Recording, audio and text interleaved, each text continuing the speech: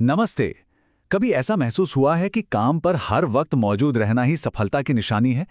आज हम इसी सोच को थोड़ा चुनौती देंगे। हम ये समझने की कोशिश करेंगे कि क्या ये हमेशा उपलब्ध रहना सच में हमारे करियर के लिए अच्छा है या फिर ये एक तरह का जाल है। तो आइए इसी बात को समझते हैं।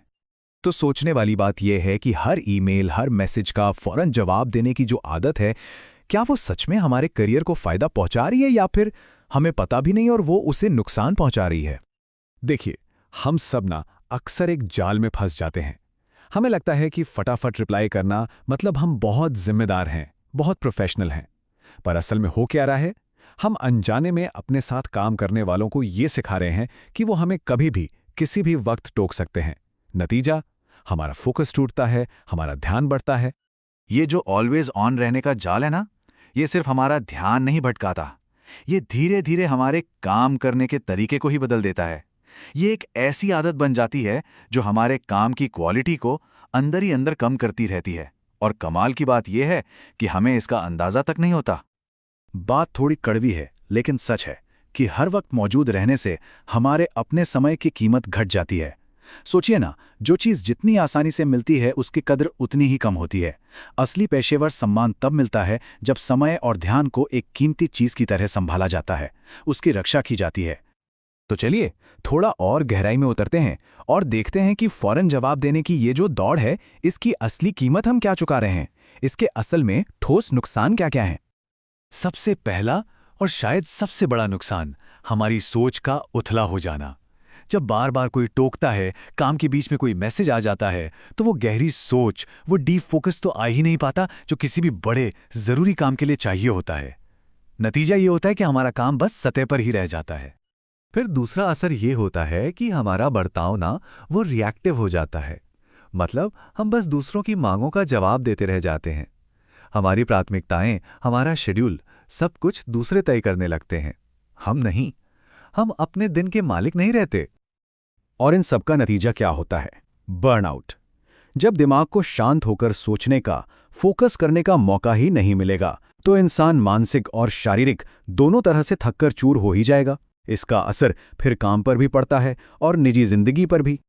ठीक है, तो समस्या तो समझ आ गई। अब बात करते हैं समाधान की, और इसका जवाब छिपा है अपनी पेशेवर सीमाएं यानी बाउंड्रीज तय करने में, लेकिन एक नए अंदाज में। तो ये नया अंदाज है जवाब की अपेक्षाएं तय करना। ये है क्या? ये एक सीधा साधा फ्रेमवर्क है जिसमें हम पहले से ही साफ साफ बता देते हैं कि भाई हम कब और कैसे जवाब देंगे और कौन सी बात सच में इमरजेंसी मानी जाएगी। इससे सबको स्पष्टता मिलती है और अंदाजे लगाने की गुंजाइश खत्म हो जाती है। और देखिए, यही वो सबसे बड़ा माइंडसेट शिफ्ट है जो हमें लाना है। ये जो सीमाएं हैं ना, ये दीवारें नहीं हैं किसी को रोकने के लिए। ये तो सबके साथ मिलकर किए गए समझौते हैं। जब सब कुछ साफ होता है तो भरोसा बढ़ता है, काम बेहतर होता है, रुकता नहीं। तो सवाल यह है कि इसे असल जिंदगी में लागू कैसे करें।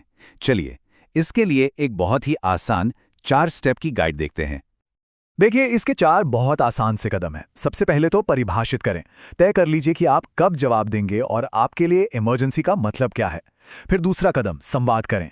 अपनी टीम को ये बात बहुत प्यार से और साफ साफ बता दीजिए ताकि किसी को कोई कंफ्यूजन ना रहे। तीसरा और सबसे जरूरी, लागू करें। जो नियम बनाए हैं उन पर टिके रहिए। शुरू शुरू में थोड़ा अजीब लगेगा, लेकिन यकीन मानिए आपकी यही कंसिस्टेंसी काम आएगी। और आखिर में चौथा कदम, निरीक्षण करें। बस ये देखिए कि कैसे धीरे धीरे बेवजह की रुकावटें कम हो रही हैं और लोग आपके समय की ज्यादा इज्जत करने लगे हैं। और इसको लागू करने का एक बहुत ही प्रैक्टिकल और जबरदस्त तरीका है। अपने स्टेटस मैसेज में साफ साफ लिख दीजिए, जैसे मैं मैसेज सुबह 11:30 बजे और शाम 4:30 बजे चेक करता हूं। अगर कुछ बहुत ही जरूरी है तो प्लीज कॉल कर लें। बस इतना सा मैसेज ही बहुत कुछ साफ कर देता है और लोगों की अपेक्षाओं को सही दिशा देता है। तो आखिर में ये सारी मेहनत क्यों? इसका एक ही मकसद है, अपने सबसे कीमती खजाने यानी अपने फोकस, अपने ध्यान को वापस हासिल करना और उसे उन कामों में लगाना जो सच में मायने रखते हैं। तो आज की चर्चा से हमें क्या बातें याद रखनी है? पहली, कि उपलब्धता ऑटोमेटिक नहीं, सोची समझी होनी चाहिए। दूसरी, सीमाएं बनाने से हमारा प्रोफेशनल मूल्य बढ़ता है, घटता नहीं।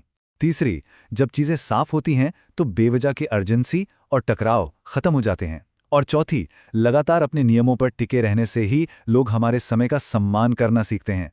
मतलब साफ है, अपने फोकस को बचाने के लिए कम्युनिकेशन में थोड़ा अनुशासन तो लाना ही पड़ेगा। और जाते जाते ये एक सवाल जरूर खुद से पूछेगा, जब इस तरीके से अपना कीमती समय और फोकस वापस मिल जाएगा तो उस बचे हुए समय में वो कौन सा बड़ा और ज़रूरी काम पूरा किया जाएगा जो शायद कब से अटका पड़ा है। इस पर सोचेगा ज़रूर।